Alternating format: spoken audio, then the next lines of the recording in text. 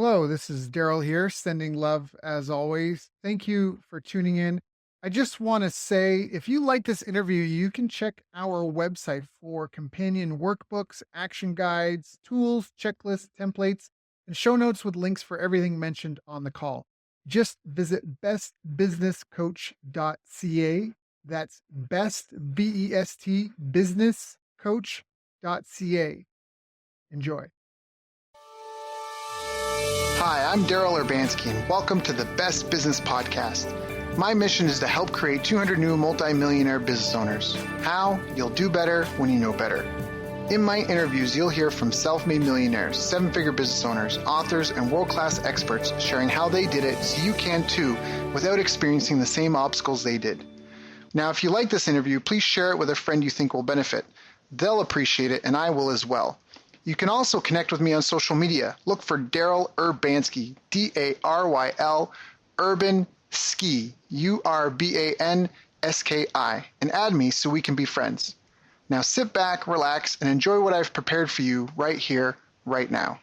Hello, everyone, and thank you for joining us. My name is Daryl Urbanski. I'll be your host as always, and today we are joined by a very special man, Ed O'Keefe. Now, what I love about Ed most is he is a no-nonsense, tell-it-like-it-is kind of guy who also loves to work hard, take care of his family, and knows how to have fun. I first met Ed when he was speaking on stage at an event a mentor of mine, Lloyd Irvin, was putting on. One of the things I enjoyed most from Ed's talk was how well he explained his approach and how it all works together. It was very straightforward, easy to follow, and practical, and it was also brilliant information which really had an impact on me and my business.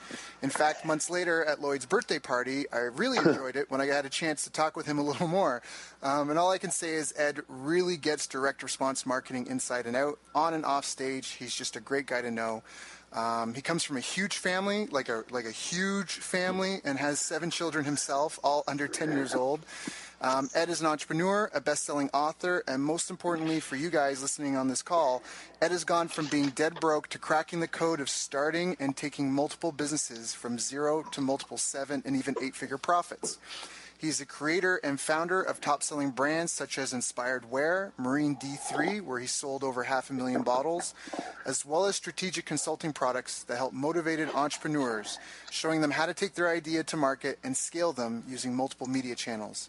If you didn't know Ed before now, all you need to know is you're about to listen in on some words of wisdom from a very heavy hitter and a self-made man. So please give him your full respect and attention. Ed, thank you so much for your time. How you doing, my friend? Hey, Daryl. Hi, everybody. That was overly generous intro, so I appreciate that. You're welcome, man. You deserve and it. I do remember hanging out at the party together. And I have to tell all your listeners, if they have not seen you dance, they need to make time for that. You know, so that could be good or bad, but whatever. I don't care. I just do the yeah. It's all positive, man. Yeah, yeah. That's awesome. So, yeah, I mean, it's been a while since I've seen you, since we've had a chance to talk. You know, I know a bit about your background, your story, but maybe can you share with your listeners, like, how did you even first find out about marketing? Like, did you come from a family that has a business background, or? Yeah, so no, none of that. I grew up in a blue-collar family from the south side of Chicago. Great area, fantastic family. You know, I like to say my dad worked 40 hours a week, so he had the opportunity to work another 20 at time and a half. And, you know, for us growing up, it was kind of laid out for us where we were going to grow up, go through high school, go into the union and become an electrician or engineer or something along those lines, you know. And for some reason, I mean, I've never been good at utilizing my hands for like, you know, carpentry, anything like that. And my mom always joked with me saying, even to this day, it was pretty funny. Like, you know, I'm 39 now, I turned 40 shortly, and I have 7 children. We're married. We have, I mean, we're doing very well. Our life is very abundant in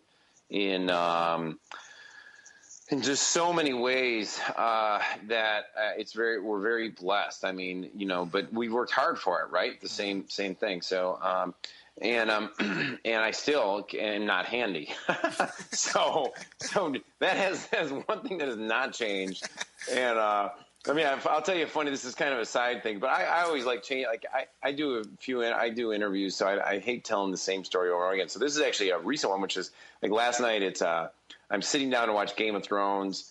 It's Sunday night. The last thing I want to do is anything but watch Game of Thrones. And my 3.5-year-old is like, "What is that beeping, Daddy?" And I hear my wife out of the kitchen. She's like, "That's the battery of the fire alarm that your dad has to still fix." And I was like, "I know." And I was like, "After Game of Thrones," because it's just kind of where we go. So anyhow,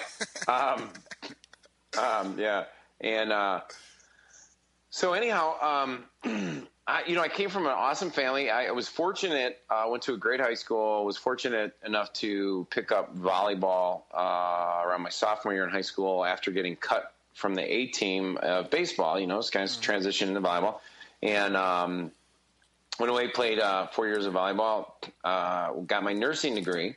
And, something that happened, I think this is really common with most people who follow the path of personal development or success or marketing, entrepreneurship, or just even living a positive life where they're at, whether it's, in their own career, is they come across some kind of audio tapes or books that transform their lives. And for me, that was the beginning of, I remember Chicken Soup for the Soul was famous, and I saw a couple motivational speakers, and then I went into my coach's. I noticed that, like, my eyes were open, and I noticed in my volleyball coach's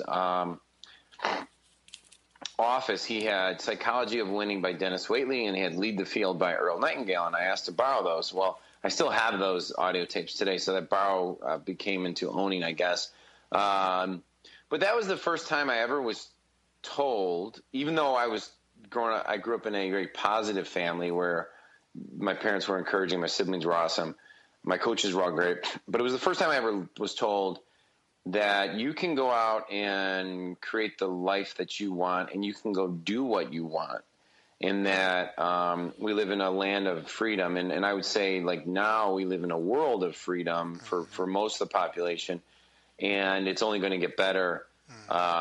Despite all the other things that are, like, bad if you watch CNN and the news, despite all that, the abundance of opportunity is just exploding. But at that time, you got to remember, I was only 22, and I was, very collegial going through the nursing clinicals and stuff. But there was a part of me that was like, this is not for me.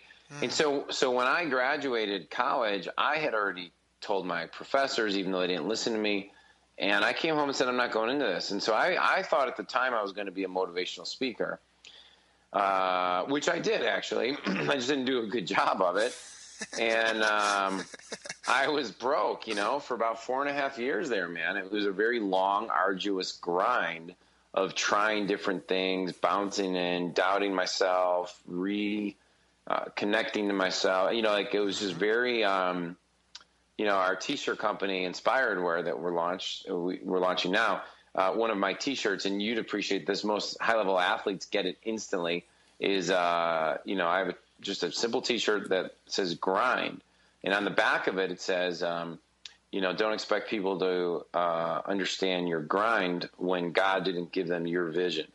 Oh, I like that. Yeah, right? I like that. And and so something my kind of little mini mission is to redefine what grind means. And if you look in the dictionary, it talks about how grind is the process of destructing something into dust. And our society has adopted that language to apply it to what they do on a daily basis that they don't want to be doing or that's arduous. But when you're around winners, especially, as you know, being around high-level athletes, grind means something completely different. And it's the process from going from where you are to where you want to be in an unconventional manner that separates you from others in an uncommon or non-traditional manner.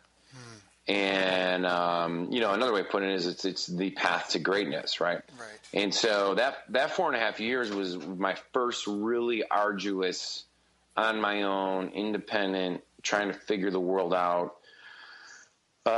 dealing with all the emotional states and challenges that come with trying to figure it out. And I don't say that in like a sad way, by the way, because some people like going the opposite way. I'm saying that was just part of the, the golf. Yeah, part of the process, right? And so it wasn't until about 4.5 years that I came across actual marketing people that advised me to check out Dan Kennedy and check out Corey Rudel. And then I stumbled, next thing you know, I started learning about internet marketing. I started making a little bit of money, and then I transitioned into teaching dentists how to grow their dental practices. And that was the beginning that was like the first time I started actually having money in my pocket. First time I had like the aha, there's a direct correlation for my ability to the better I do at learning marketing and copywriting and those skill sets, which I still study today at a very granular level, and still breaking out things. And like yesterday was a Sunday, and I listened to probably 6 hours of a seminar while driving kids around on 1.5 times speed. And there were so many nuggets in that seminar. So that was nice. So I started this process, I'm 39 now. So whatever, 17 years ago, and I'm still doing it today. And I love it. I think that your listeners, if they're in that space, good for them. That's what we're, so that's kind of like the little mini background. I transitioned out of Dentist Profits, started a health company, a health supplement business. We've sold over $50 million worth of sales in the last 6.5 years. That's awesome. And, yeah. I mean, our best year was 28 million. And now I have that health business. I have I hate saying the word consulting model because it's not. We have a mentoring / seminar business that teaches people in the health, performance, supplement, and product market how to take their idea to market and scale it for 7 to 8 figures. And then the other thing we have just, and then I'll stop talking, is we launch in the Inspired Wear company, which the goal is to have 1% of the world population to wear inspired wear, to raise the level of consciousness and create a just really inspiring, give people an opportunity to put stuff on their shirts daily that makes them feel amazing and reinforces their identity and where they want to be in life. That's kind of what's driving us today. That's awesome. That's a really good mission too, because I think that's a huge obstacle in a lot of people's ways. A lot of people get in their own way. Mindset's a huge part of it. It's not everything. I'm not a big fan of people that think affirmation is, if I just repeat this over and over and over, I feel like well, Think and Grow Rich. There's 13 principles. It's not just one. But I think that's a really good mission. One, to just clothe people, 1% of the population, but to get that out there, to raise the consciousness. Yeah, I mean, the thing is that, I hate leading with raise this level of consciousness, guys. Sound a little more Wayne Dyer-ish. But the reason I started, which is not a bad thing, but the reason I started Inspired Wear, honestly, bro, was because I was sick of going into my my dresser drawer and pulling out people's logos and putting logos on my chest. Right. Where I was like, what's the mindset stuff that I want? So I created shirts that and if you look at the behavioral change domino effect, identity is where things begin. So if I shift and I believe I'm a world champion, I will behave like a world champion. I will adopt the belief systems of that. So when I say Unreal, we have some really cool shirts, it's so I want to create, how GoPro, they created cameras for their surfboards so they could catch what they were doing. I wanted to create a business that was not for anybody but me and my family. And so since I have a wife that covers the females, since I have all these kids, it covers the kids. And then since I'm a coach, I have athletes and so I have a long reach. But it's when I hear things or see things in CrossFit, what do you say to people that are suffering across from you when they're trying to breathe? And you say, you got this. Yep. So one of our best-selling T-shirts is just a simple purple with white faded lettering. It just says, you got this, that women love, Be yourself is another pink one that women love and girls love. And on the back it says, they will nod with approval when you conform, but shake their heads in disbelief when your true self shines through.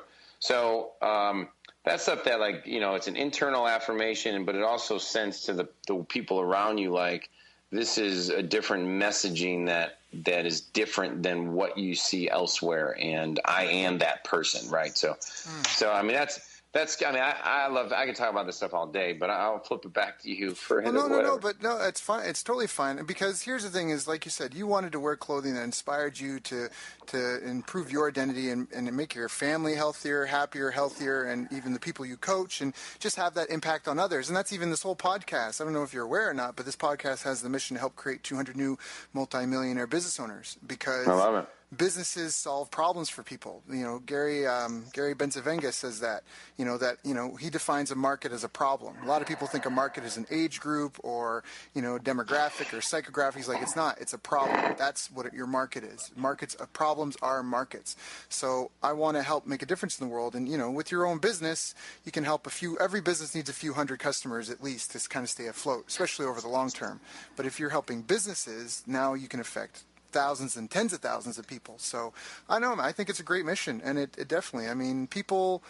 What is Michelangelo? I'm gonna butcher the quote, but I think Michelangelo has a quote where the greatest threat to humanity or to a man is not setting a goal and failing to achieve it. It's setting a goal and hitting it, or something like that. It's like it's just setting your goals too low that you don't really push yourself to strive to become more and be better. So Yeah, and and let me add to that real quick. So the marketing principle behind it too is that I only want to start businesses that and grow brands of things that I personally am ridiculously passionate about.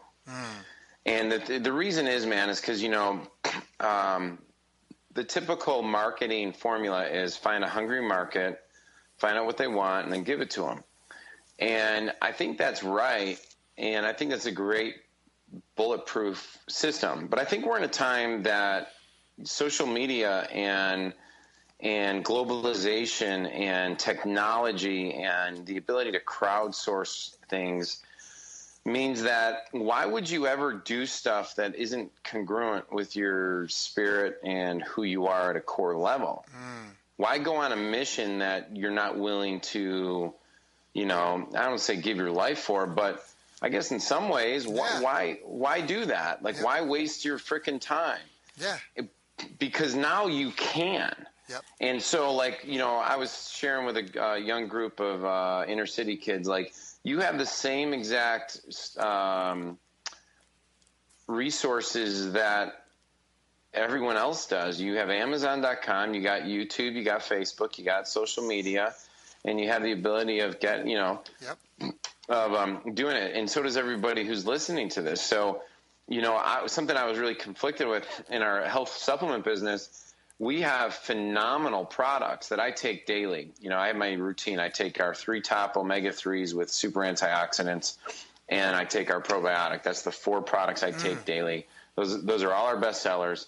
And we were selling them primarily to the baby boomer crowd in a way that is more fear-based. It's like, are you like kind of do you have high blood pressure, blah, blah, blah. And that's cool. Like, that's cool. I mean, that works, but it's not the 35 to 55-year-old male who is actively trying to feel better energy and, keep his muscle at a certain level, or the female who's getting up and working out, and maybe they have blood pressure. But I want to speak more to my own demographic. And I got great advice from a good friend of mine, Mark Jenny, and he got it from a guy who's, I think, Paul Graham, who's the guy, Y Combinator. I might be butchering that a little bit. But anyhow, but I was already on to this advice, but because I got it, but this just reaffirmed it. And I intuitively started to get this, Daryl, which was, why go try and figure out a market that you don't know? Why not just sell to yourself? Because there's millions of people like you out there. And if you start looking at what's so beautiful about, I think, our time and age is that the fact that gluten products and dairy and sugar and all these things, like, listen, I'm not perfect. I believe in the 80-20 rule, 90-10 rule, which is if I eat clean 80%, the other 20 kind of takes care of itself, and I train, blah, blah, blah. I'm not a pro athlete, so I'm not worried about that next level. But when you look at just freaking obesity going crazy, and you look at the diseases that are popping up, the fact of the matter is that if people just cleaned up their diet 80%, they would have massive transformation, right? Right. So I'm not going to go off on a tangent on that. What I was trying to get at was that you now have a population and a generation that is starting to understand that, hey, I like the idea to lose weight and to feel great and to be a badass. You need to actually train. Like Spartan is popular. American Ninja is popular. It's even cooler about entrepreneurs. Shark Tank is ridiculously popular. Yep. Well, why are those things? CrossFit obviously is boomingly popular, Yep. UFC exploded, right? Why are these things, Zumba, Beachbody, all those, why it's positive is because it's raising the mindset of consciousness that you can't be a lazy piece of crap and expect to get great results. Right. And I think that is such a truth that is so true for entrepreneurship. Like the buddies I hang out with now, nobody brags about the shit they didn't do. They talk about all the awesome things they're creating. Yeah. And so the whole island lifestyle, sitting on a hammock and like sipping margaritas, that'll be cool for about 2 days. Yep. And there's a time and place for everything, but I can go off. I talked to my wife about this weekend. I'll tell you, because we have 7 kids. We get invited to like all the graduation parties, all the things, all the neighborhood things. We have more obligations, and anytime you do stuff out. No, but this is an interesting quote because it's going to be in my book about one of the key traps. Anytime you're doing stuff out of obligation, those end up being your worst decisions, right? Yes. And I said, we need to reevaluate how we schedule our weekends because I need to be around people doing things that are inspiring. Even if so that might mean we're stopping in and we're leaving. Yep. But I'm not sitting there for sorry, you can edit that out. No, it's like, we're not sitting there for 6 hours to talk about the same shit we're going to talk about 1 year from now and then the same stuff we talked about a year before. Yeah. I have too many visions and missions in my brain, and I want to be stimulated and I want to be around. There's Orion Mountain Dreamer wrote that great poem called The Invitation. I know exactly what you're thinking. Yeah. Yeah. Like, it's just gorgeous. It's about, I don't tell me about your hopes and dreams and what's your biggest, thing that you're kind of like that thing is like, maybe that is a question we ask people, like, what are you willing to create that you're willing to die for? Because everything underneath that is probably just a hope and a dream. And you're hoping one day you're going to wake up and you're going to be wealthier than you were the year before, the 10 years prior. But why is your results in 10 years going to be different than the current results you've gotten right now? Yep. Yeah, no, I agree wholeheartedly. And that's, I think, a good topic because I think some people, why they might even listen into this call and stuff like this is because they're surrounded with those people that are going to be having the same conversation 6 years from now. And so they have to come to us to tap into that to get connected to people who are, that, like you said, that want to create, that want to just pursue our passions and make the world a better place in the process. So I think that's really important. And this weekend I just went and I did a mud run. It was awesome. Nice. Great friends. Oh, it was a blast. Like covered in mud, head to toe, 6 kilometers, 16 obstacles. Like there was like a full, I'm in Canada right now, so kilometers. So it's like 1.6 kilometers is a mile. So anyways, but like almost a full mile was like shoulder deep mud, like just bog after bog. And it was hilarious though. So much fun. And the people I went with are great people. They're great friends. But after they want to go for dinner and stuff, and I had to go, almost like you said, like, hey, I stopped in, we did the mud run, I value you guys are great people, great friends, but I don't want to go sit at a diner and hang out and talk about politics and the weather. I got stuff to do, I got this podcast I'm doing, I got other stuff. So it's just almost like you were saying, how you structure and organize your lives. I mean, you don't have to be rude, but at the same time you have to respect yourself and your own wants and needs, because you only have one life too, right? Yep. So absolutely. So Ed, what were some of the biggest, some of this is old hat for you. I mean, this isn't your first interview. You've done a ton of them. You've helped so many businesses and entrepreneurs in that. Do you feel that there's like key sticking points? Like, what are kind of the milestones when you're helping someone go from like a new business to 8 figures? Like, do you already know some of the things they're going to get tripped up on, and what are they? Well, yeah, there's definitely, like, most guys, purely from a business perspective, you have to look at your new acquisition, how are you getting customers into the business, and where are you at from a break even to profitability to, and then one thing that you got to look at too is you got to go net. You have to really go to the net refunds rates, so everything looks good on day 0, but where are we at net 30 after refunds come in, fees come in?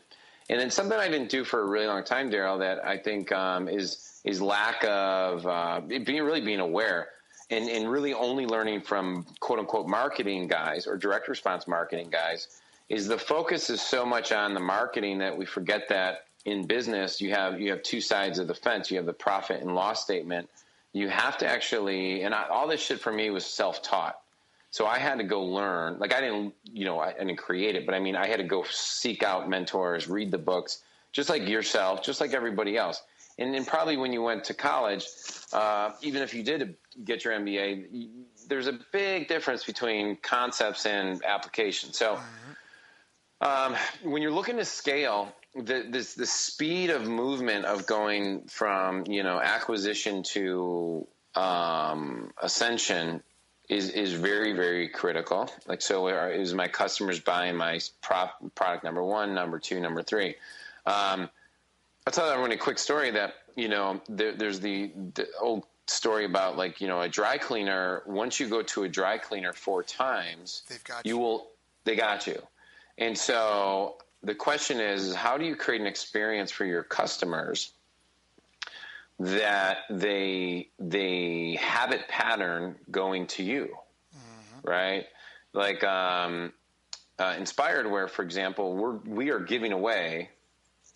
My goal is to give away 10,000 T-shirts, awesome. And the way we're doing it is to have people refer 5 friends who enter the contest to win 1 T-shirt. Once you win 1, or you can be in the contest. Everyone go in the contest. And we're going to give money credits to everybody anyway. They just don't. Maybe we need to promote that. Maybe not. But once you send 5 friends who enter their name and email, you automatically get a T-shirt, Daryl. Plus, what's even better, buddy, you get $15 credit to our store. Right. And then if you refer 10, you get more money. And if you refer 30, 50, it goes all the way up to where you can win 2 T-shirts. Plus, $70 credit. We may actually lower that a little bit. I'm trying to think through the logistics of $70. I think you could buy a whole village clothing for. But my belief system is I bet you if I went into you're a guy who works out. If I went into your drawer at your house, I would guarantee there's probably 16, 20 T-shirts that you bought and picked up at different martial arts places, different CrossFit stuff, your mud runner stuff, and people buy clothing. They love it. And so my only focus in the first 90 days of a customer is how many times do I get them to come back to our store and take an action? It doesn't even have to be totally profitable, but I want them to like the experience when they're with me. Right. And that's the most important thing is, so that's one thing. I think if you go one step first back is that I'm way more concerned, or more, I should say, focused, because concerned isn't, I get concerned if this doesn't match with people. I'm way more interested in where their strengths lie as a person and as a human being, and where their natural instincts are driving them, because I would rather than re-engineer their business around that skill set and have a high 6-figure business that is right within their sweet spot than try to force them to go to 8 figures and have them do a bunch of things that eventually get out of their control. Right, and have them hating life, Yeah, I've gone through this, right? So there really isn't gold at the end of the rainbow if that rainbow is filled with doing incongruent things that you think it's going to get greener on the other side. And, there's something I talk a lot about. I have this, one of my articles on my website, it's EdO'KeefeShow.com, is Ed's disaster story. And I share how I lost $250,000 in about 8 weeks in the health supplement business. Yeah, and it didn't happen in that small. I literally lost about $125,000, but the end up damages turned out to be around $250,000 when I was done. And it was when my goal to scale, I put my trust in too many of the wrong strategic relationships. And one of the things that I teach people is that if those strategic relationships aren't fully aligned with your best interest, so your success creates their success, not your busyness or your transactions. Okay. Like, so a merchant account makes money whether or not you are profitable or not. Okay. Right? Right. Does that make sense? Yep. So they really don't care how profitable you are. Super affiliates, people who might send you traffic, as long as your EPCs, earnings per click for them, is good, they will promote you. Right. They don't care about your balance sheet. And so something I teach a lot of my guys is that as you're scaling, if you start going to these other things, you really have to understand where your numbers need to be before you try and scale. And so now what we teach is there's 5 models in the health supplement product, and I call the human performance business. Okay. Because I think we're all in human performance, and I think there's guys like the guy at Bulletproof Coffee. There's guys like you who are helping people with human performance, who very well should have maybe other products that you're not thinking of, that you would sell to yourself. Well, your audience probably wants it as well. So you should learn the model of where do you source it, where's the margins at, how do I get into that business, and those businesses then can lead to another. And I'm going to share an advanced strategy right now that is something we are focused on very, very heavily. And so if you're listening to this, please write this down or make special note of it. The power in doing that versus just sending people to other affiliate offers is that you can identify a parallel business that you can totally automate. And what I mean by that is, so I'm coaching a guy who's a world-renowned fitness expert. His name's Tom. He's on covers of like Iron Man and all these like muscle and fitness. And he's been a pro athlete, pro bodybuilder, and pro cover model, right?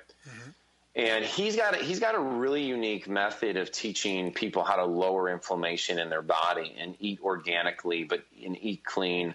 My wife's on it right now because she has a thyroid issue, and so did his wife. So him and I connected, and she's feeling amazing. Like her life is my wife has literally lost like 7 pounds, which she didn't need to lose weight, right? But she couldn't get, but she was carrying all this inflammation, man. Right. And by eating clean, her body's like just tightening up in like a great way that we should be having more sex, but we're just, we're both exhausted. You're almost afraid you have so many kids already. Yeah, it's comical. Yeah, I'll tell her about this interview. But what's funny about it is something him and I are talking a lot about is like, okay, it's the social media day and age. So for him to get to 8 figures in his business may actually take us 3 years, okay, right? I could show him the pathway to get there within, I could show him the formula to get there within 6 to 12 months. Right. But the healthy, long, intelligent, nurturing way to grow a raving fan base and to ensure we're doing it properly may take 2 to 3 years, right? And it might not. I mean, it may. With social media, the opposite can happen. Is every product we have may just sell right out, right? Right. But I don't want to push people to get to a number because they feel that number will make them whole or make them better than they are today. I'd rather them say, like, I was listening to another guy who I'm going to reach out to. He did a great podcast for the guys at that'll come to me in a second. They're big in the CrossFit and like lifting market. Barbell Shrugged. Barbell Shrugged. Yeah, I know those guys. Yeah. Oh, do you know him personally? No. I just. Okay, but you know what I'm talking about, right? Yeah, I'm a Rich Froning fanatic. If you've won the games so many times, you must know something I don't know. So I know that because I've watched the Rich Froning interviews. That's how I know Barbell Shrugged. So. Yeah, so those guys interviewed the guy from I think LA CrossFit or whatever, and I just really I listened to that. I listened to Tim Ferriss' podcast. I'm gonna start listening to your podcast, Daryl, because I love this conversation, and I can tell you're just killing it with your guys you're interviewing. Thank you. Yeah, for sure, man. And I mean, you've helped guys like John and stuff, so you're doing great stuff. The secret, man, is that I mentor, as you know, I'm around a lot of high level pro athletes, and I mentor a lot of them. Kind of by osmosis, where we kind of coincidentally, they'll call me when they have certain issues, or they'll be asking me kind of more like life and mentoring questions. Even though I did write a book on mental toughness in my 20s, that's usually not where they need the most help. What I found with high performers, less is actually what they need almost every time. Really? Yeah, because usually they already know how to do it. It's like, why am I struggling in my training? Well, what's going on? And the blah, blah, blah. It's just blah, blah, blah. And it's like, I'm just more, when have you felt at your best? What is not there? What rules or values are you getting conflicted? I don't ask them that specific. I have different questions that I ask them, and I listen to their language, and then I just try and help. I help them realign things so that the friction is removed. Does that make sense? Kind of. What do you mean by the friction? All right. I'll give you a specific example. Most people have false perceptions of what's supposed to be happening because maybe 9 years ago when I was 23, my body was capable of doing stuff. Now that I'm 29, it's not. Right.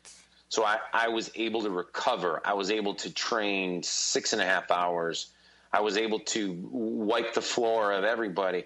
Well, when you're 32, I mean, when you talk to Randy Couture, when I met Randy when he was, I think, after he beat Tim, what's his name, in the UFC, and he was the oldest champion and stuff like that. Right.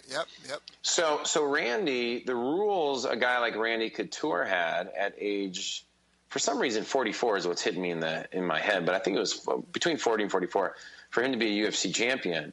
And the rules he had for himself when he was 28, they're completely different. Yeah.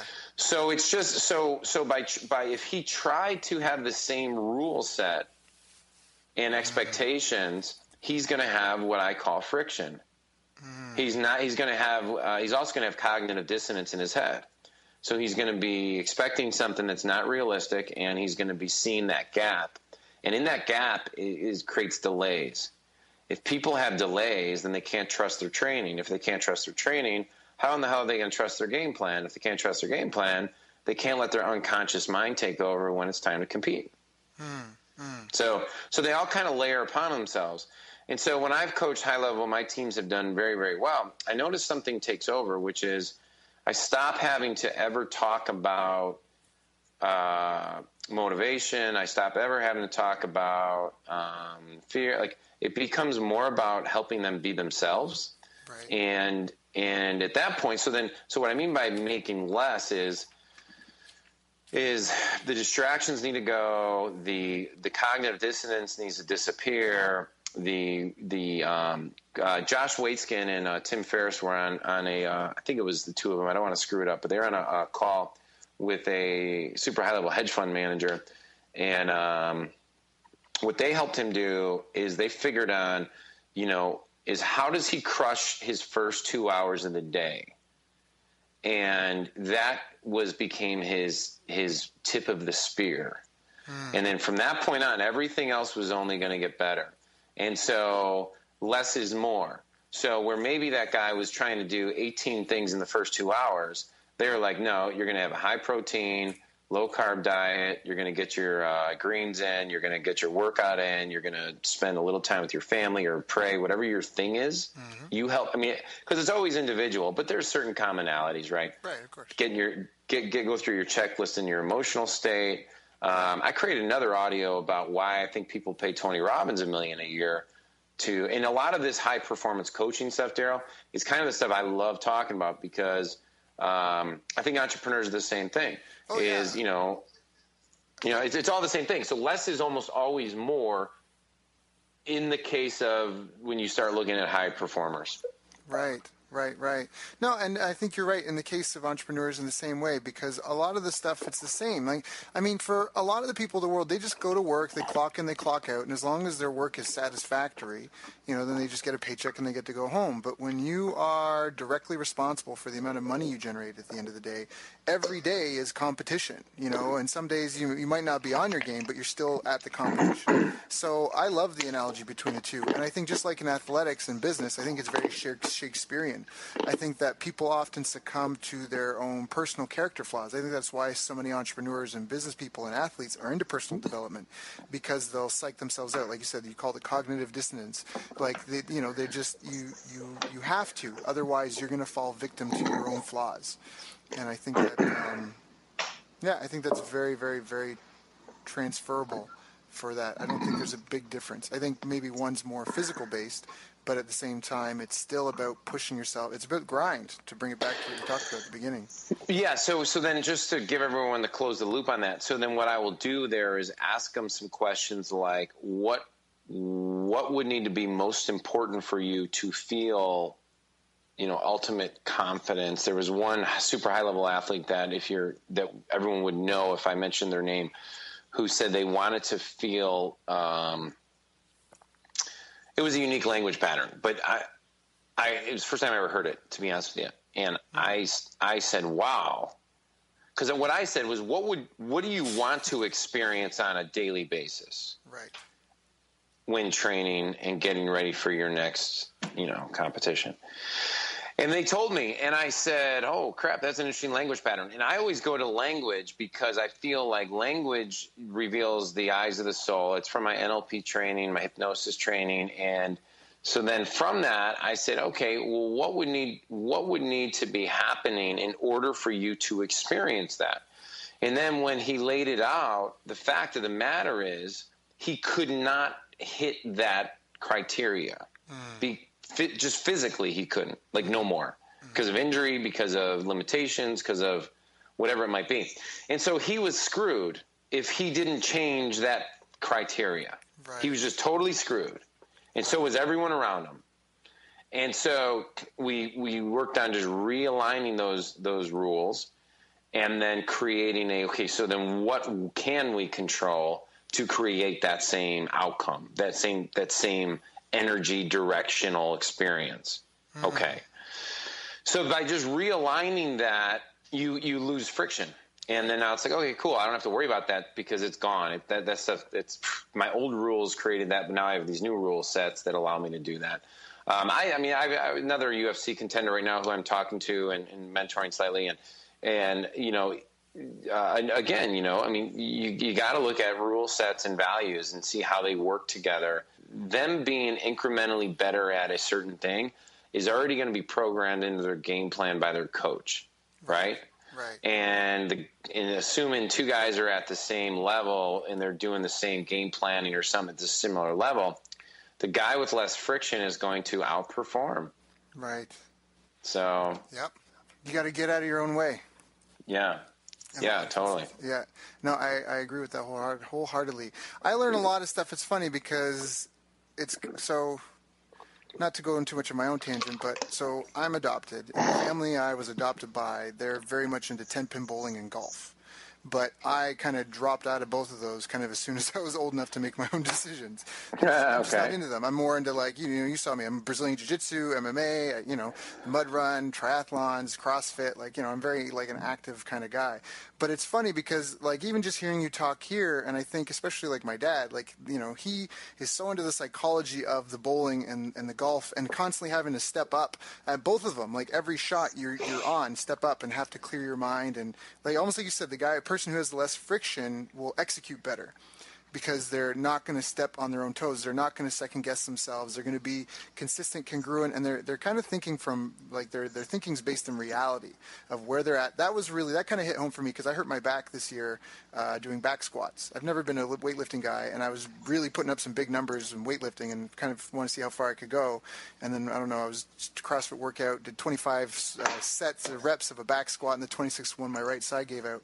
But it's almost it's fine now. I'm back on it now, but it was almost like you said, like you're not 22 anymore, right? And just changing the rules is because, like you said, just even with these high level athletes, they'll perform. Like they're going to take care of the training. They're going to do everything that they can tactically to make their dreams a reality. And what you're saying, what you're trying to do is make sure that their goals are based in reality, that they're actually coming from a standpoint of where they really are, and that there's clarity so that they can really focus on what they need to do, that there's not any static going on in their brain, and also anything if they've got any sort of self-destructive behavior or habits to get those. Yeah. So can I translate this over to entrepreneurship for a second? I'll make it I'll break it down to the micro now. So if I'm listening to this and I'm sitting here going like, okay, guys, this is great. I understand I may have some rules that are messing me up and stuff like that. Well, so then what you need to do is make it easy for people to have, like if I want you spending $1,000, $2,000, $3,000 a day on Facebook or on advertising, that dude, at one point we were doing $100,000 a day, $120,000 a day. So that means we were spending $40,000 to $60,000 a day in ad spend. Right. So for you to do that, you don't start there. Right. So you don't stress out about that. And so what I would always like to say to people is like, how do you break this thing down to make it very, very easy for you to move? So what rules would you have to create? And so if they follow the rules and how we do media buys, then you won't have to worry about losing money because our rules protect you. And so the question we ask is, what are you willing to spend and to lose? Or what are you willing to spend that if you lost it, it wouldn't affect you emotionally at all, but it would allow you to start doing the habit pattern that eventually will get you where you need to be. And so let me give you a simple example. If I'm selling a product that I'm willing to spend $20 to acquire, or our target is $20 to spend to acquire a customer. The rule when you start your business, like when you target audiences or you target this can be in direct, this can be in anything, right? The rule is that if I end up spending $40, more than $40, and I have zero sales, I pause that ad. Right. So 2 times your CPA, your cost per sale or cost per action. For some markets, it may be 3 times because of if I'm selling something for, say, $10,000, and I've spent $2,000 and I haven't made a sale yet, I'm willing to spend $2,000. Once I get to $4,000, my rule would say to me, pause the ad. Because I'm going to find a target that I'm going to be consistently hitting $2,000 per sale, and then I'll be making my money in that target or that audience or that on that site. And so what I like saying to people is if you're learning how to run ads or you're learning something, just lay out your metrics, lay out your target, and then go ahead and run some ads with that micro loss. Like the worst case scenario is you lose $40, and most people are going to say, "Oh, I can lose $40 100 times over." Right.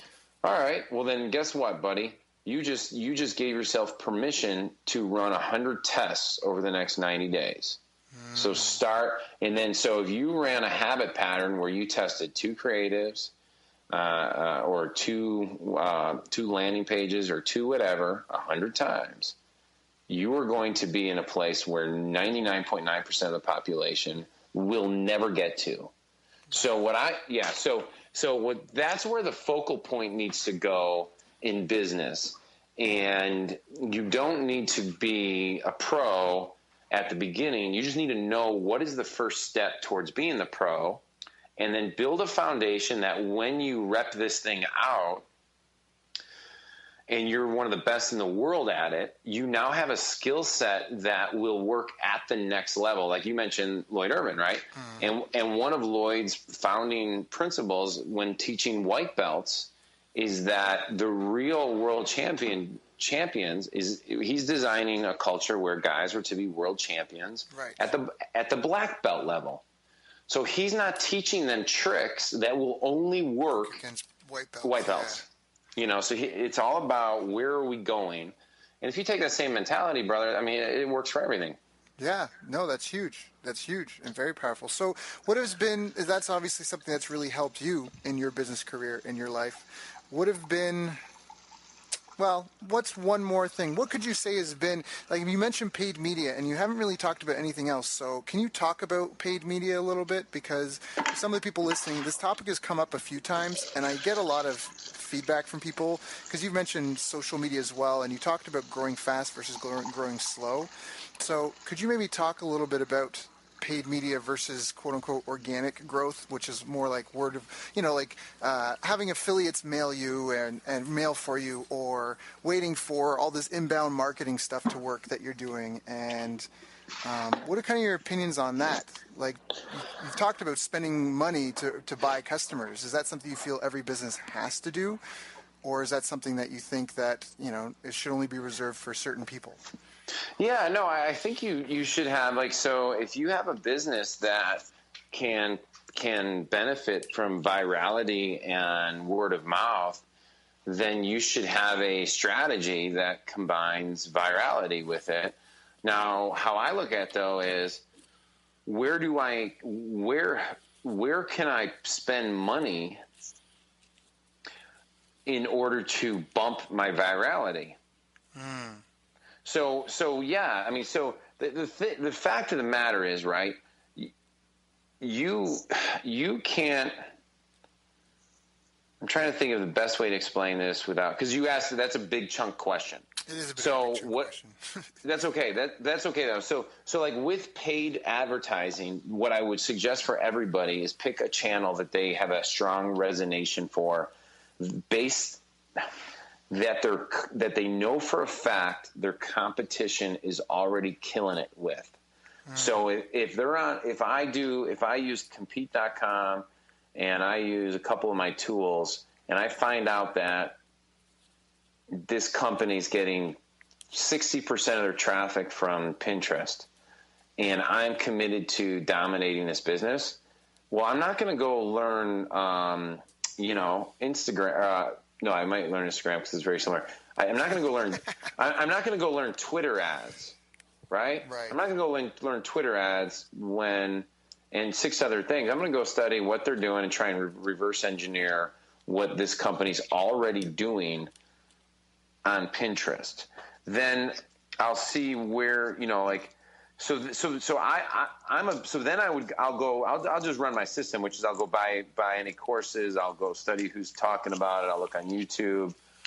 That's kind of my system that I go through. And then I go to my mastermind groups and find out who's doing what, where, and, or who's already an expert there. And then I mean, people don't realize that there's almost nobody out there that you can't buy their time. Right. So my secret to leapfrogging and everything I do is who's the best in this business, and either I'm gonna I'll buy their course, I'll do whatever, and then if it makes sense, I'm in their mastermind group. I mean, if I need to buy a day of consulting, I'll buy a day of consulting. But so that's what I do with paid consulting or with paid traffic. The micro side of it will go into each channel.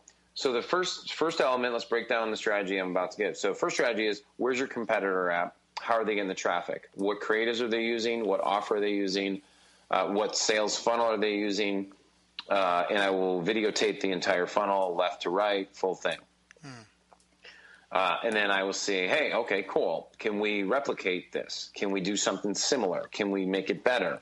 But you always got to foundationally copy what they're doing first. And I don't mean steal. I just mean make your own version of it, because if you can't do that, I mean, like, creativity sometimes ruins everybody, Yeah. Yeah. So, that's where I'm at with that, man. I just think, and then you run your ad, you have your rules, and then we see where we're at. Now, what I would say to people is that you need to have some form of paid strategy with your business. Otherwise, your referrals end up drying up, your virality. If everybody's doing the virality, but you're the only one boosting and pumping and spending money to accelerate your virality, then you're going to have an edge where they don't, so I wouldn't be afraid of it. I would embrace it, I love that. So let me just try and do a bit of a recap. So you said the strategy in the beginning is you use some tools like compete.com or like follow.net, some sort of online competitive analysis tool to try to break down where your competitors are getting their traffic from. You'll take a look at, a buddy of mine calls this the black Lamborghini test. He says he takes all the competitors in his industry, puts them out on the table, and gets rid of everyone who couldn't reasonably walk on to a car lot and get a Lamborghini today and be able to afford the payments. And then he takes that person, or you would take that person, and you take a look at their funnel, you buy all their stuff, you take a look at all of it, and you record it, make a model out of it, just kind of create kind of a template, and then you go back to your team and go, hey team, this is what the black Lamborghini guy is doing, what can we do to make this better and our own? And then you launch with that with some rules that are within your comfort zone, and if wherever the traffic source might be coming from, whether if it's like you said, Pinterest, if that's really what's driving that business, then you master that. But you also think that paid media has a place in pretty much every business, although it might be different, but you still need that to kind of keep pumping things along. Is that correct? Yeah, but here's exactly. And here's one other thing I just want to tell everyone. For $5 to $10 a day, you could be boosting posts to your audience with good content that may have slightly a brand strategy, but you could also infiltrate your competitors' fan bases by simply just going on any of these social platforms and buying ads. I mean, this is not rocket science, man. I mean, if you want to be well known and associated with certain people, just go buy ads and stick your stuff right there. But what I like doing is create enormous value. Like if people go and check out like my blog, I just give ridiculous sums of value because I believe most people hold out. So why hold out? Just give it away. Right. No, totally. And even like your T-shirt contest and that. And I mean, we should probably talk a bit about what you have going on now. Is that contest alive and well? How do people go and find out about what you have going on? Like you said, you're launching that? You're about to launch it? Yeah, we're hopefully it will be live this week. But inspiredwear.com. All right. Is where you can go. Yeah, inspiredwear.com. And I mean, the contest, hopefully it's still there when you get there, but I think it's going to be. Right. And our goal is to really launch this thing out like in a very aggressive way by what do you call it? By giving a ton away and creating a ton of customers and raving fans. That's the goal. Right. Yeah, that's huge. And that's I appreciate what you brought up about the dentist thing, or not the dentist, sorry, about the dry cleaner, because I think that's a really powerful point. Like you even saying that you're willing even to go at a loss.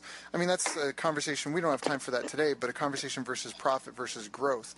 You're willing to invest in the growth of your company and potentially even take a loss to give away a ton of free stuff just to get people into the habit and routine of coming to your business and making purchases or going through the purchase process, even if it's with free credit. You're training them that way. That way, like you said, with the dry cleaner, if you can get them to come back 3-4 times, now they're very comfortable with you, they're very familiar, and they understand how it works. So that's something that I think it's a great launch strategy. I really love the virality of giving away the T-shirts and being able to give your friends free T-shirts. I think that's a really smart way to do it, especially with social media. I think it's going to be really, really, really successful. So I guess if anyone wants to check out how that contest is going or see what's new and inspired, it's inspiredwear.com. Do you have a social media page or anything as well that you're going to be using to kind of help pump the contest up? Yeah, so inspiredwear.com is Instagram. Check us out. Hashtag inspiredwear. Pinterest, Facebook. Let's see if I'm missing anything. I'm sure we're on Twitter and whatever else. But really, I would encourage everybody to kind of join the movement. They could also go to edokeefeshow.com and just opt in. I have an opportunity that everybody can get free supplements and free T-shirts and free business training. And, we run these health intensives every about 90 days showing people how to go from where they're currently at on up. And then if guys don't join the intensive, I really don't stress that. I really, really, really want to be helping people who are in the human performance movement, trying to help people get better. I really just want people to take stuff and go crazy with it and be uberly successful. And so my philosophy on a lot of this is just give like everything away. And what happens is the people who want more come to our intensives. So that's my philosophy, man. Got it. Okay, so it's inspiredwear.com, and it's Ed O'Keefe Show, EDOKEEFE Show, SHOW.com. Yeah, Ed, is there any other way people should get in touch with you? Those are probably the best. Go to EdO'KeefeShow.com, get on Ed's list. He's got great content, great stuff, for sure. And if you want some free T-shirts, go check out inspiredwear.com. Yeah, totally, bro. Wait, hey, Daryl, you're doing great stuff, bro. I just want to tell you that. I mean, I've been around you for a while now, and I just love what you're doing. So I'm glad people are listening and tuning in. So thank you, Ed. That means a lot coming from you, so I definitely appreciate it. Thank you. And I appreciate your time today. I know that we've got some really good tidbits. We've got some mindset stuff. We have some actionable things that people can use in their business. We even have like a model or a system to follow for people to get something up and running, and almost permission for themselves to, if they feel that some of the things they're being pushed to do or feel they have to do are too big, to take that small step. Like I liked what you said about your rules. You know, just keep it small. Just stick to something you can handle to at least get the habit going, because you can grow a habit. Habit patterns and who you become is the name of the game. You said it perfectly. That's awesome. Well, thank you, Ed. I appreciate you joining us for today, and thank you so much for your time. All right, brother. All right, everybody. Have a great one. Thanks so much. You've reached the end of our interview. Now, first, let me thank you for listening. I appreciate and respect you more than you'll ever know. And now I'd like to ask you a couple of questions. First, what 3 lessons did you just learn? What 3 aha moments just jumped out at you? Second, what can you implement for yourself and your business in the next 24 hours? Third, what can you give to someone else to help you with, or give to them to just do it for you? Whatever it is, remember, taking action is the secret sauce to results. Now, if you think this interview would be helpful for a friend, please give them a link to it. It'll help them, and it'll help me too. I'd also like to invite you to help me find out more about the challenges you're facing, your dreams, your goals, and how I can help you overcome what's holding you back. We both do better when we know better, and your success is my success. So please reach out and interact. You can visit our website, bestbusinesscoach.ca for Canada or California, where I'm from and where I'm living. You're welcome to also try out one of our paid programs. You can find us on YouTube, Facebook, and pretty much every other social media channel you can think of.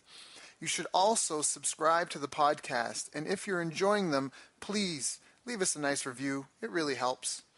That's all for now. Once again, thank you. Take care of yourself, and remember, the world needs the best business you can build. And I believe in you.